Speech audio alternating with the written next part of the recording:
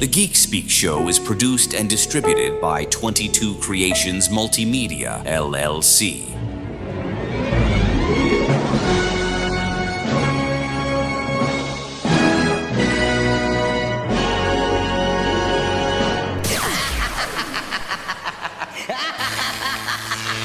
You found one of the longest-running geek culture podcasts.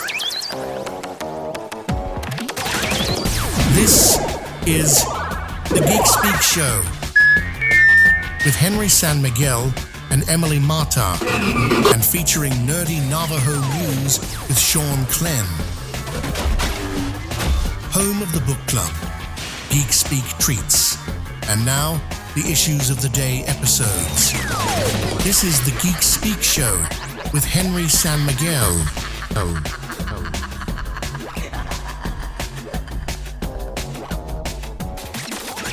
Hey everybody, welcome back to the Geek Speak Show. Yeah, you may have noticed we did a little spring cleaning here. New voice, new intro.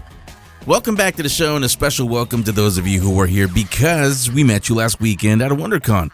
Another great WonderCon in the books. And let me address something before we get going on this episode for this week. I know a lot of you may have seen posts talking about what a lighter WonderCon this was. There weren't a lot of the usual big name vendors. Let me tell you something. To quote John Bernthal, let me seriously. Let me address that because I was there. I was actually there all 3 days of WonderCon. Friday, attendee-wise, yeah, it was a little bit lighter. But keep in mind, it was Friday. A lot of people were at work or at school or whatever they're doing in life. So towards the evening, when people got out of work or out of school, they trickled in. You know, the exhibit floor was closed by then, but that's part of the reason why it was lighter. Saturday and Sunday, however, it looked like typical WonderCon. It was packed. I don't know if it was sold out, but it was definitely packed. So there were a lot of people. Now, as far as booths, big name booths, yeah, they weren't there, but you know, that didn't stop people from going. Obviously, it was still packed, like I said. Also, there weren't any, there was one big Hollywood panel. It was for All Mankind on Apple TV. But other than that, there were no movies, no TV shows, video games, and no big names to draw people in. Again, but people were still there. It was still packed. So I know you all saw posts, and you know, maybe people told you, it's lighter. It felt that way, especially on Friday. But after when it was the weekend, Saturday, Sunday, typical WonderCon. And there was another wonderful WonderCon. No pun intended. It was another fun WonderCon. And again, I got to meet a lot of people, and that's something that I was talking to a lot of the people there, the artists especially. To them, to people that go to Artist Alley, artists that are in Artist Alley, small press. The fact that there weren't any Hollywood panels, that's a good thing, because without those type of panels to take people away, attendees away, there was a lot more time and a lot more reason for those attendees who ordinarily probably wouldn't have a chance to walk over there because they're in panels or in lines to get into the panels. They got a chance to walk around Artist Alley and small press and get to meet and the artist and buy stuff. There was a lot more activity is what I'm saying. So win-win all around. Now, will it stay that way? I don't know. Maybe. I highly doubt it, though. Knowing how David Glanzer and his team, how they organize these shows, I doubt it. So it may have felt light to some people, but I can almost guarantee it won't stay that way moving forward. But yeah, again, another great WonderCon. If you haven't seen our coverage yet, it's up on our YouTube channel, Geek Speak Videos. So all the interviews, we didn't do a lot, but all the interviews that we did do, they're up there. And if you didn't get to go, enjoy it or experience it through us, through the Geek Speak Show. So one more thing before we officially get this week's episode underway. Last week, James Tolkan died on March 27th at the age of 94.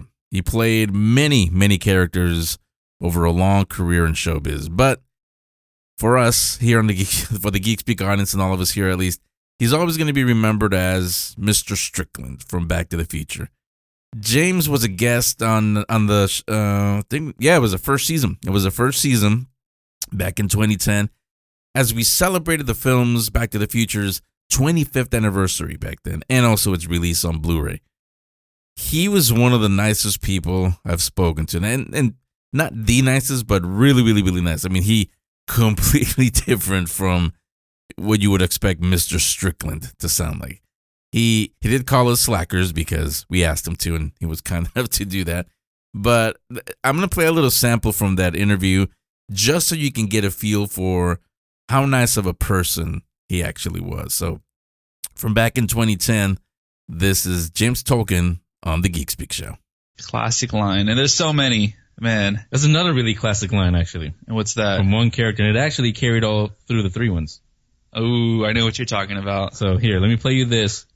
When you hear this, tell me who you think of. You've got a real attitude problem, McFly. You're a slacker. Who do you think of? Mr. Strickland. Yeah, there you go. Great character. A lot nicer guy, but Mr. Strickland is on the phone with us. His name, he has a real name, actually. His name is James Tolkan, actor James Tolkan, who played Mr. Strickland in all three of the Back to the Future films. So, James, are you there? I'm here. How are you? We're doing great. Having a lot of fun today on Back to the Future Day. I'm very happy to be on Geek Radio, of all things. Yeah, we're definitely geeking out about Back to the Future. Okay, good. I wish I knew the exact definition of that term, geek.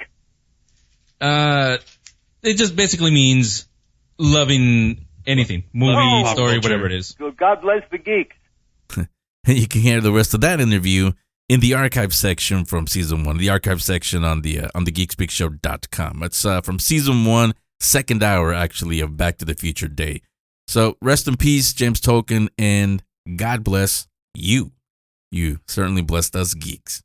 So today, I'm going to feature only one guest because, and I know I've been teasing it. I teased it all last week during the Warm Up the WonderCon episode. I think there's a post on it on our social media. The reason why I'm only featuring one guest is because I can get to what you're all waiting for. The Geek Speak Expo details. After today, one will stand, one will no, I don't know who's going to stand or fall. No, but no, after today, you're all going to know the details about our first ever live event. Well, I'll say almost all the details. I'll explain what I mean when we get there. But first, it's been a while, but here is the Nerdy Navajo, Sean Clan, and I'll be back with Emily Mata and our guest for this week. Don't go anywhere. Take it away, Sean Clan. Aho, young warriors. Get ready to receive the teachings. This is Nerdy Navajo News. Here's Sean Glenn. Oh, not everybody. Good morning, evening, afternoon, wherever you are. My name is Sean Glenn here with the Navajo Nerdy News. Yes, I am back. It's been a while, hasn't it? I'm happy to see everybody again. Now, there's also somebody else who has returned. The boy who lived is back. As HBO Max dropped the first trailer in the upcoming Harry Potter TV series, and HBO reports that it drew over 126 million views in the first 24 hours and surged past 277 million views in the first 48 hours after it released. That makes it the most watched trailer for HBO Max. Yes, even more than It, Welcome to Derry, and The Last of Us. Harry Potter and the Philosopher's Stone will premiere on Christmas of this year, with each season focusing on a single book. The Wizarding World is back, and it seems so are its fans. Harry Potter is a really, really, really big, huge, humongous, ginormous franchise. It has a lot of fans, so I'm excited to see how that goes. Now for the next story.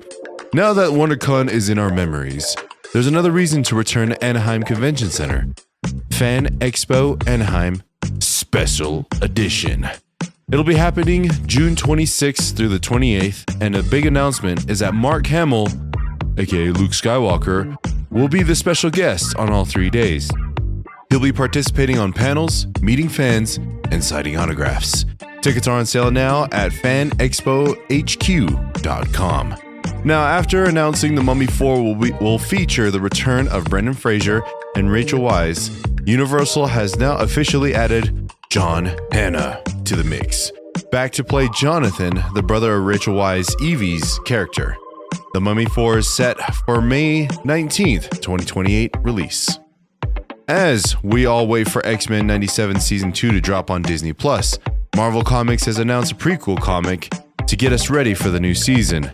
It'll be a 5-issue limited series titled X-Men 97 Season 2 and is written by Steve Fox and art by Salva Espin.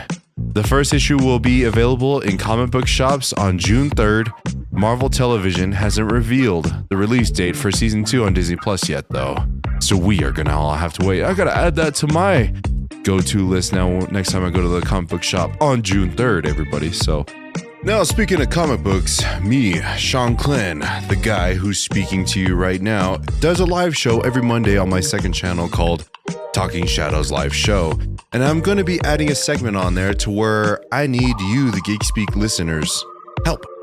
If you guys would like to talk about some of your favorite comic books that you have, start out with just one at a time.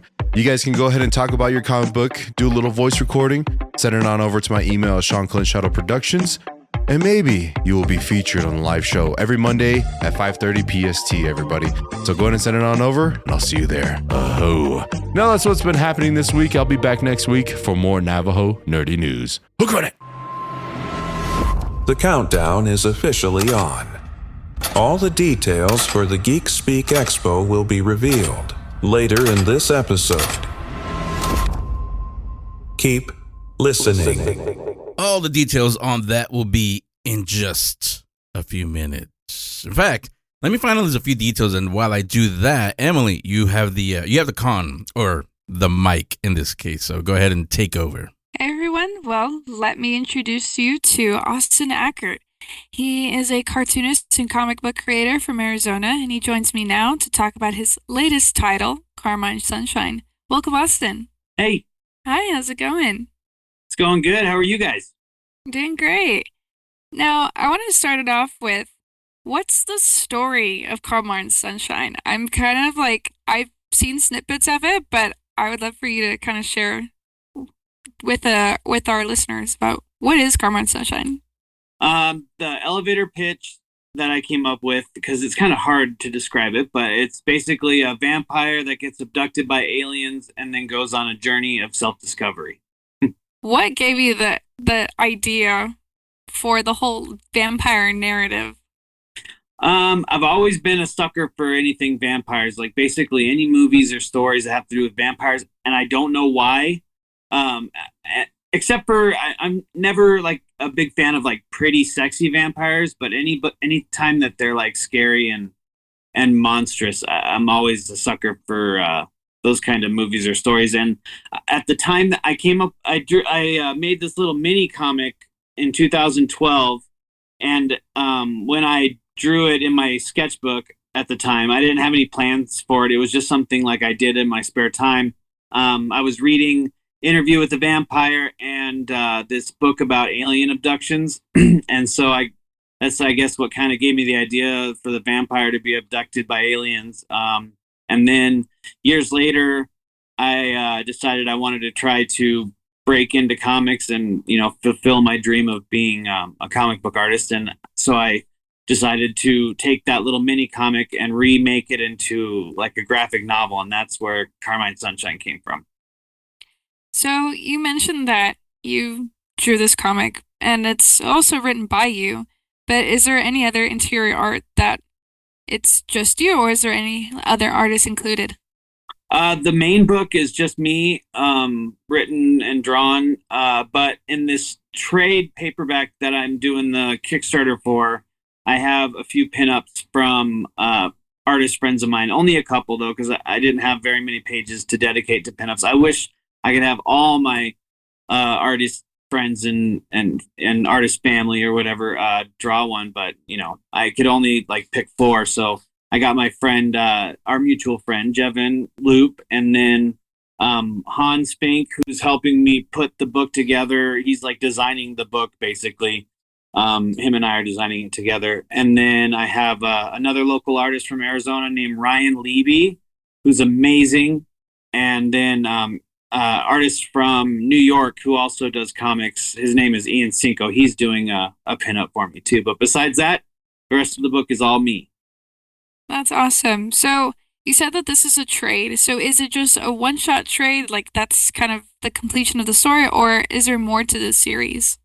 No, yeah, that's I initially intended it to be a graphic novel, and then as I was hanging out at comic book stores and meeting people and learning more about like the industry and indie comics and how everybody kind of does things, some other people suggested that I cut it into issues because instead of waiting for me to finish the whole book, which would have, if I would have done that, it would have taken 5 years before I would have ever let anybody see it or try to do anything with it. They suggested to take what I already had drawn and release it as single issues. So the trade is the collection of all 6 issues as I originally intended it, as one big book.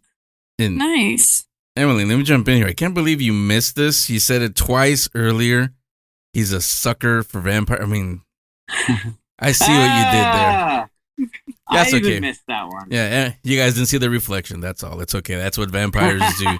But this is a Kickstarter campaign. I have a link to it on the show description. Now, why did you decide to take it to Kickstarter instead of just publishing it either with a publisher or self-publishing it yourself? I did self-publish the original 6 issues through. I came up with my own little publishing thing I called Odd Vomit Comics. I don't think I'm going to do anything more with it from this point on. I think it'll just be what I use to make those issues. But I had little dreams of trying to get a publisher to take it. I don't know who would take it. It's such a weird book. But so I always wanted to try to do a Kickstarter, but I was always too scared because I didn't want to fail. But finally, I figured it was the right time since I finished the book, the 6th issue, and wrapped it all up, and now it's complete. It just felt like the right time to try it.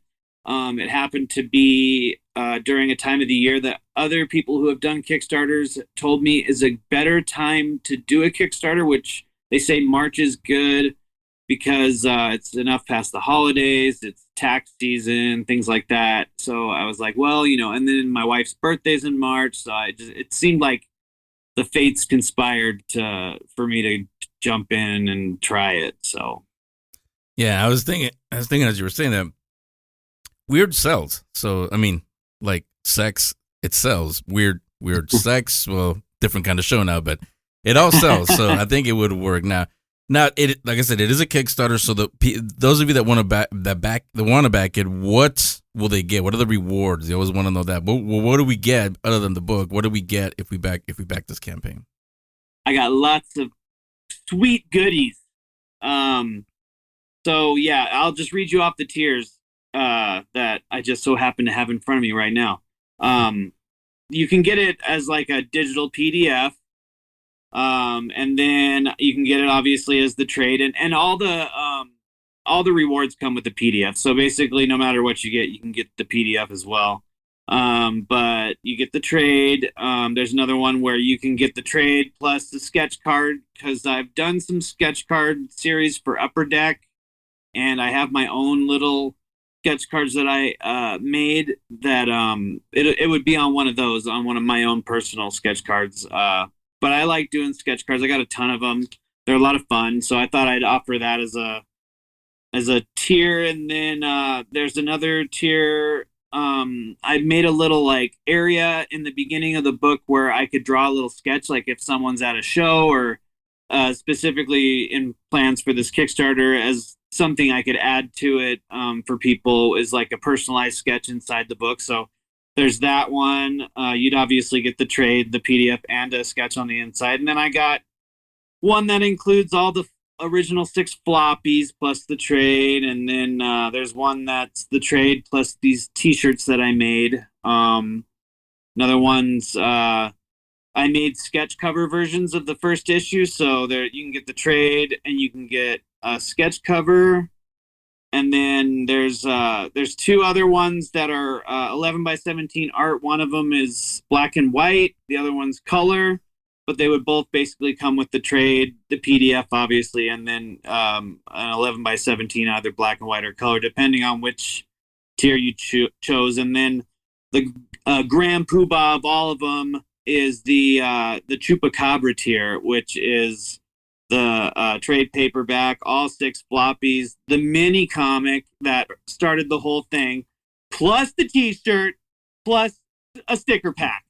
And the PDF, of course. So that wraps it up. That's the tiers. The whole enchilada with that last one. So, and again, for all of you listening, for all of you listening, I have it all linked up on the show description. Just click on it, and it will take you there. Now, when they do click on it, they will also see that the book is finished. So they'll probably want to hear from you. Well, then why are you doing a Kickstarter? So how are you going to use the funds that you get from the Kickstarter?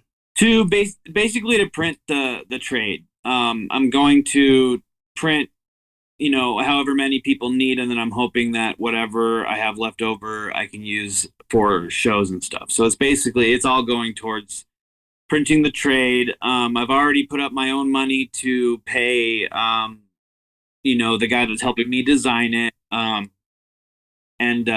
already invested my own money in the extra stuff like the stickers and the shirts and stuff. So all that stuff's ready to go. The book's ready to go. All I need is just money to print the trade, because at a higher page count and it's full color, because I chose to do it black, white, and red, even though it's only technically like 3 colors plus some gray tones and stuff.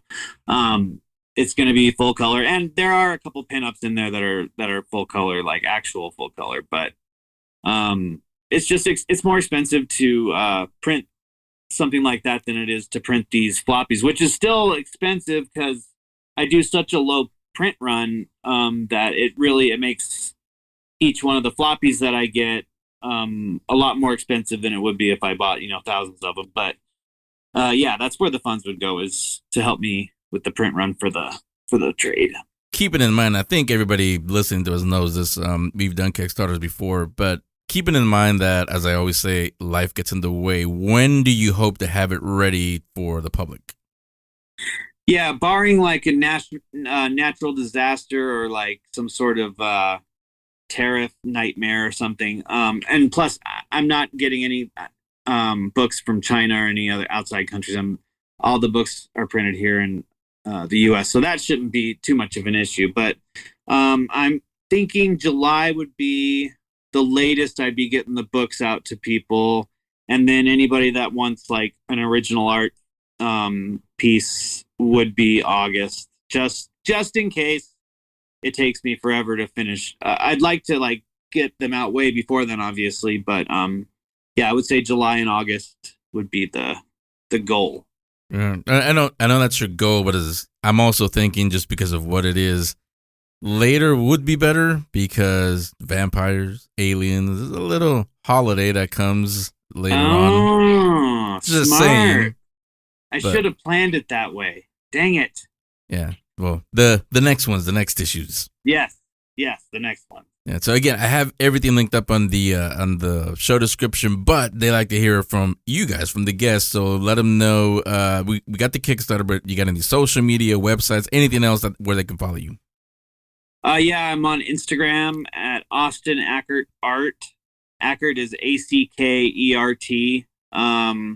I'm also on Facebook, Art of Austin Ackert. I do have a TikTok, but I never go post anything on it. I need to start posting more, because I heard that from my kids and like people at work, they say that TikTok's the wave of the future, I guess. So I need to start doing that more. But and I also have a YouTube, but it has more of my son's stuff on it than it has of mine. So the main stuff you would find me on right now, at least, would be Instagram and Facebook. Yeah, I'll put that all up there. And I know what you mean. I was telling you before, that's actually why we're doing video, because, I was told you got to do more TikTok. I mean, we have a TikTok that the show does, but I think it has, I'm putting stuff up from years ago, and some of the WonderCon stuff we did over the weekend, that'll be going up pretty soon. And then some of the interviews we do here. So I gotta I got to go where the audiences are. So yeah, I get what you're saying. Yeah. So again, thanks for joining us today, Austin. Best of luck with the campaign, and you're welcome back on the show anytime. Awesome. Thank you guys for having me. I appreciate it. And thanks for helping me promote the book. Okay, so no more waiting. Here are the details for the Geek Speak Expo. Well, first, let's do this. Let's do this in a fun way. I'm not going to tell you. Just listen to this. The Geek Speak Expo is coming to Orange County.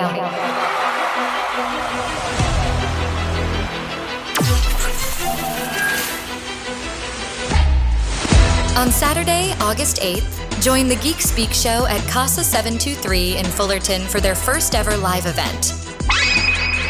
Meet and hear from composers Jacob Yaffe and Rowan Hilton, creator of the Try Not to Die book series, Mark Tullius, Jeffrey Snow, an artist from Snowstorm Comics, author of the Seven Galaxies saga, S.G. Blaze, the director and voice cast from Cinema Sound Audiobooks.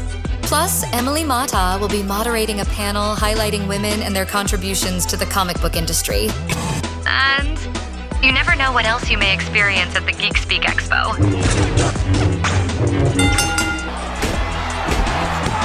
So make plans to join the Geek Speak Show team on Saturday, August 8th at Casa 723 in Fullerton. Don't miss your chance to be at the Geek Speak Show's first ever live event, the Geek Speak Expo. Visit thegeekspeakshow.com for more info and to get your tickets. There, now you don't have to wonder anymore. Emily, happy? You like that? Yeah, I do. And I like that wonder because we just finished WonderCon. Well, I will say this also for everybody listening. I know you may be excited. You might say, oh, those are cool people. That's not all. I know I said we're going to give you some of the who's. That is most of the who's. There are still a few more, including someone that I'm looking at. You guys can't see her, but someone that you've been listening to. She's missed. Well, you were mentioned. Your special panel is mentioned. That's something that we came up with actually last week as we were getting ready for WonderCon. Speaking of, I forget how it came up, but you mentioned females in the comic book industry, not just artists, in every aspect of the industry. And I sat there and I said, wait a minute. We need to do this at the Geek Speak Expo. I did. Those of you that came over here from Paranormal Perception, you remember the last OC Paracon, we did a panel at the end called Women in the Paranormal. It was a huge hit, so why not women in the comics industry? Not just artists, there are women that do other things besides just draw. We'll have some artists, of course. Emily will fill that role also, but you're going to moderate the whole thing. Just in case you were wondering, spotlight's going to be on you for this one. Not a woman. I can pretend all I want, but I'm not, so it's going to have to be you. And we'll bring that's your homework assignment. We'll bring some different people. We'll announce who exactly is going to be on that panel. There's also, I can say this. You heard Jacob Yaffe and Ron Hilton, the composers. They're going to talk about the stuff that they've done. They've composed things for the Wonder Years, for the Fresh Prince. What was it called? The Bel Air, the remake that they had on Peacock. They did the themes for those two. They've done some documentaries for RDJ and some other things on Netflix. They did that one thing for Kevin Hart. They've done that, but they also told me, I won't tell you who, I know who, but they also told me they might bring some surprise guests to their panel. One of them, I will say this, I won't say who, but I will say it's somebody who worked on a movie that you will have just seen when the Geek Speak Expo comes out. The little movie called The Odyssey. Somebody who worked in that movie, that's going to be a surprise guest on that panel. I won't say who, because they don't want to be a surprise. But I also say this. As we get closer, there may be changes to the schedule, but I promise you, it won't be cancellations. If anything, it's going to be additions. I can pretty much guarantee that all the names you heard and will hear, they're not going to cancel their appearance here. But we may have to add some people because over WonderCon, I got a chance to talk to a lot of people and I said, hey, that's cool. I want to be a part of that. So, and the other thing, not promising, I was talking to Emily about this a minute ago. If anything, we may have to make it 2 days. I know in the very, very beginning when I first told you guys about this, I said it's going to be 2 days. Right now it's 1 day. There are so many people that are interested in doing panels. we might have to make it 2 days after all. So if any changes are coming, they'll be good changes. That's all. So there you go. Now you know. I don't know about you. I know you haven't been here all 16 years, but it's a big weight off my shoulders, honestly, because I've never done a live event with the Geek Speak Show. I don't know why. I just haven't. But it took a while to plan this. Now that it's actually happening, people know, I feel much, much lighter. If only I knew it was that easy to lose weight, I would have done that a long time ago. But next week, Emily, you know what's happening, but I don't want to tease. I want to surprise them, so I'll just say be here next week, and we will speak more geek. Learn more about the show, the guests, and the hosts at thegeekspeakshow.com. Follow the show on Instagram at GeekC, at The Geek Speak Show on TikTok, and Geek Speak videos on YouTube. If you're not already there, visit thegeekspeakshow.com and click on the Geek Speak Expo tab for all the info on the show's upcoming live event. The Geek Speak Show will return next week to speak more geek. The Geek Speak Show was produced and distributed by 22 Creations Multimedia, LLC.